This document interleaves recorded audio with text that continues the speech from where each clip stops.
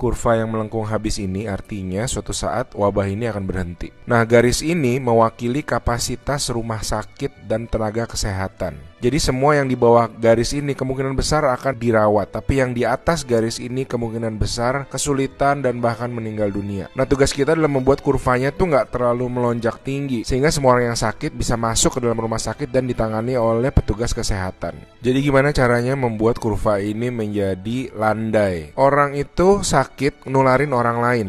Nah, orang yang sudah sembuh, tubuhnya jadi punya imunitas, sehingga kemungkinan dia tertular lagi itu kecil atau hampir nggak ada. Sehingga caranya sebuah wabah apapun itu dari zaman dulu berhenti adalah ketika cukup banyak orang kena virusnya, lalu menjadi imun sehingga virusnya nggak bisa punya orang untuk ditularin lagi. Nah, kenapa selama ini kita perlu banget namanya social distancing atau ngejauhin diri? Animasi ini bagus banget. Ini contoh kalau semua orang bergerak bebas seperti biasa, nggak ada pikiran, semua tetap pergi konser, pergi jalan-jalan. Ini akan terjadi. Satu orang akan menularkan semua orang berbarengan, dan itu yang berbahaya. Seperti tadi kita ngelihat kurvanya ya. Pada akhirnya akan lewat dan pada akhirnya semua orang akan sembuh. Tapi karena kurvanya tinggi, banyak orang akan mati dalam prosesnya. Nah, yang terjadi di Cina dengan adanya lockdown, ditutup, membuat orang tidak sakit sekaligus berbarengan. Jadi kurvanya lebih landai kalau kalian lihat, sehingga memberi waktu untuk orang-orang menjadi sembuh dan akhirnya bisa melandaikan kurvanya.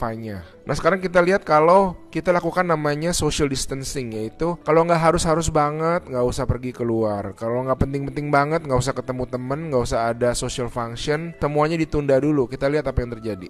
Nah, bahkan ini ada simulasi satu lagi. Kalau social distancingnya itu benar-beneran ekstrim, orang nggak boleh keluar, ada jam malam dan sebagainya.